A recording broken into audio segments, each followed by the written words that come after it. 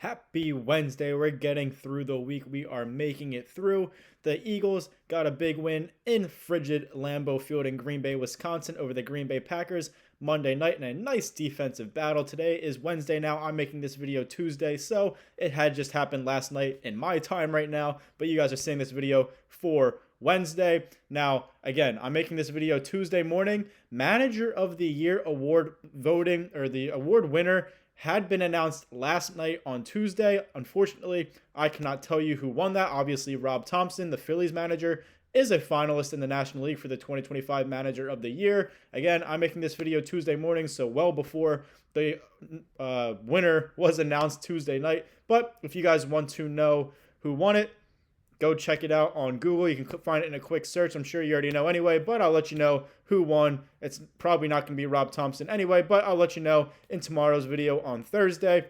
Now, I'm also going to be behind meaning that as well. The National League Cy Young, Christopher Sanchez, he's a finalist as well. Most likely the runner-up to Pittsburgh Pirates starter Paul Skeens. But those awards will be announced Wednesday, tonight. So, again, I'm not going to be able to share that with you right away just because the timing of the videos, but still, Rob Thompson, finalist manager of the year, announced yesterday. Maybe he won, maybe he didn't, probably not. Christopher Sanchez is probably going to be the runner-up for the 2025 National League Cy Young here tonight on Wednesday. Welcome to Phillies Daily, everybody. I'm your host, Mike Kennelly. Make sure you guys subscribe for more Phillies content right here on Phillies Daily. You guys are much appreciated, as always, and thank you for all the new people joining in along the road here with Phillies Daily and myself, Mike Kennelly. Now, last week, I believe it was, the Phillies were obviously looking around to make trades during the trade deadline during the season. They came away with Jhoan Duran, Harrison Bader, but they were linked to some pretty high-profile names as well in the outfield, and one of those names were Cleveland Guardians outfielder Steven Kwan. So a lot of people wanted Steven Kwan at the trade deadline. He offers a lot offensively. He's a good defender, very good defender as well.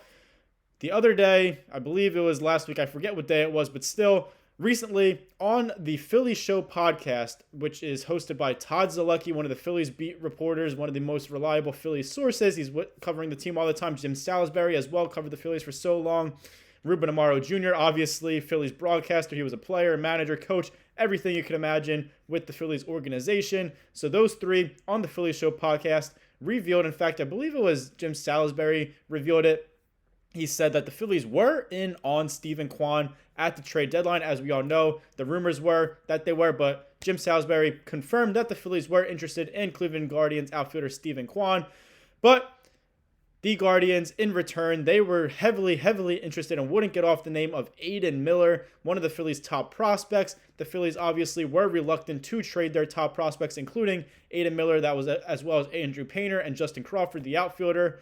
They did part with Eduardo Tate, who was their number 4 prospect at the time, the young catcher, to help them acquire Jhoan Duran at the deadline. But still, they were reluctant to trade guys, and Aidan Miller was one of those names, and that is why the Phillies ultimately did not pull the trigger on a Steven Kwan deal, which leads me into maybe Steven Kwan is still available this offseason. Trades have been able to be resumed with free agency starting last week as well, and the Phillies obviously have so much uncertainty heading into the 2026 season in the outfield. Nick Castellanos, his time with the Phillies has been reportedly all but over, whether he's traded or released this offseason. Max Kepler, he's a free agent. He's getting up there in age. Didn't have a great year for the Phillies, so he's unlikely to be back. Brandon Marsh's name has been in trade rumors. They don't really have much else. Harrison Bader's a free agent now, declining his mutual option. Justin Crawford is expected to make his highly anticipated Major League debut this season, being in the outfield, but still very uncertain Phillies outfield, very unproven Phillies outfield as well, so they could be interested in trades. I mentioned in yesterday's video that the Phillies were linked to the Angels outfielders Taylor Ward and Joe Adell. Those could be trade possibilities, but Steven Kwan could be a trade possibility as well. Obviously, they were interested during the season at the trade deadline. Steven Kwan is a 28-year-old left-handed hitting outfielder. He primarily plays left field. Again, he's a left-handed hitter. A lot of people obviously want another right-handed bat, a right-handed power bat. Steven Kwan, he's not a power guy. He's obviously a left-handed hitter as well, but doesn't really fit what the Phillies are looking for as a right-handed power bat, but still a very good outfielder here in Major League Baseball. He's a 2-time All-Star, both of the last 2 years in 2024 and 2025 this past season. 4-time Gold Glove in the outfield for Steven Kwan. He's been in the majors for 4 years now. 2025 was his 4th Major League Baseball season. So all 4 years, he has been a Gold Glover. He's a career .281 hitter. So he's a good hitting for average. He gets on base. Again, not very powerful, but gets on base. He has some speed. He can make things happen on the base paths.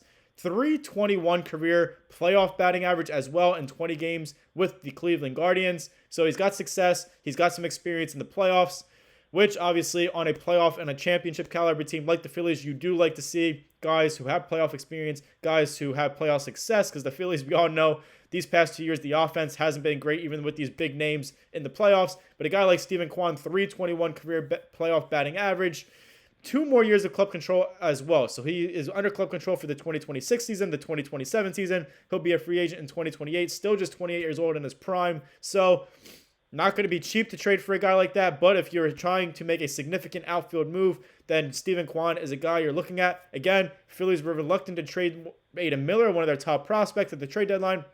So it's hard to imagine that the asking price for the Guardians is going to change much from that. And it's hard to imagine that the Phillies are just going to say, yeah, who cares? We'll give you him now at this point. I just don't see it happening. But it's a possibility, as are the video I made yesterday with Joe Adell and Taylor Ward in the outfield as well from the Los Angeles Angels.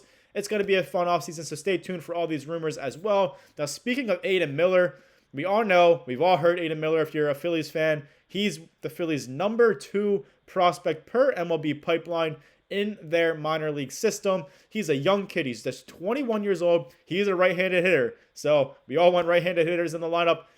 Aidan Miller is a right-handed hitter, 21-year-old, shortstop, primarily shortstop, but he can play third base. He can play second base if needed. Who knows? Maybe the Phillies could even use him in the outfield if it comes to that, and they really, really need an outfielder, but he's primarily a shortstop. They obviously have Trey Turner at shortstop locked up long-term, but Bryson Stott hasn't really gained that full-time starting second baseman position like they would hope he had by now. He's kind of fell into a platoon role. His name's been in trade rumors as well. Alec Boehm at third base, his name's been in trade rumors. He's coming up. He's going to be, he is 29. He's getting up there in age. He could be a trade candidate. He could just be not brought back when he's ultimately a free agent at some point coming up.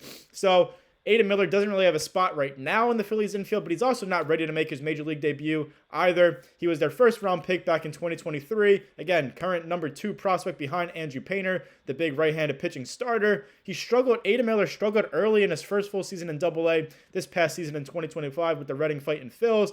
But then as the season went on, he really heated up, and he was very dominant as the season progressed later in the season. In fact, he was so good late in the season that he earned a late season promotion to AAA Lehigh Valley Iron Pigs. Now, he only played in 8 games. It was a very late season promotion, but still a promotion nonetheless to the minor league level right below the major leagues, which is great to see. And he has success, albeit in those small amount of games in those 8 games. He batted .333 with 3 extra base hits and RBI, and he had 7 stolen bases in those 8 games late in the season in AAA with the Iron Pigs. Now he's likely going to start the season in AAA with the Iron Pigs after that late season promotion and some success there, which, again, he should. He's barely has experience in AAA. He's still just 21 years old. He's still developing his game both in defensively, offensively, but he's got so much potential. He can be an elite player for the Phillies. Is he going to be a franchise type of player? Is he going to be a cornerstone type of player? Could be. The Phillies have high hopes for him. Obviously are reluctant to trade him for upgrades now at the major league level to try to help this team win a championship. Aidan Miller, he could even do so well in the minor leagues to start the season, or even impress so much in spring training that he could help the Phillies as soon as next season in 2026 at the major league level. So again, a right-handed bat, kind of still developed. He could be not necessarily a power guy either, but he could be a guy that can have some sneaky power and have some pop in the lineup. And he's got some speed as well. So that's why the Phillies are really reluctant to trade him. And I don't think they should trade him either. Now, completely doing a full 180 here, going off of trade rumors, going off of prospects. I believe it was last week as well. We all know Kyle Schwarber is the Phillies' big ticket free agent. Who knows if he's going to be back. There's obviously mutual interest between Schwarber and the Phillies to bring him back. Great clubhouse guy, great locker room guy, great leader, great player on the field. Obviously, an MVP finalist here in the National League for 2025. Going to be the runner-up behind Shohei Ohtani of the Dodgers, most likely. That gets announced on Thursday, so stay tuned for that. But Kyle Schwarber, free agent, seeking a huge contract. He's going to get 4 to 6 years on a contract, probably around $30 million a year. Who knows if the Phillies are going to be committed to him for that as a 32, 33-year-old. Just tough to pay a guy like that, especially just a designated hitter. But he means so much to this team in the city that they're going to try to get a deal done most likely here in free agency. But I believe it was last week that ESPN's Jesse Rogers kind of flirted with the idea of Kyle Schwarber signing with the New York Yankees. I made a video the other day, or last week maybe. You can go check it out on kind of worst case scenarios for Kyle Schwarber to sign with, and that being the New York Mets and the Atlanta Braves staying in the NL East. And both those teams could use him this offseason. They might have openings for him, and they definitely would like to have a player like Kyle Schwarber, as many teams would. So that's kind of the two worst case scenarios. But one of the other worst case scenarios is really the New York Yankees. You don't really want to see the New York Yankees be good.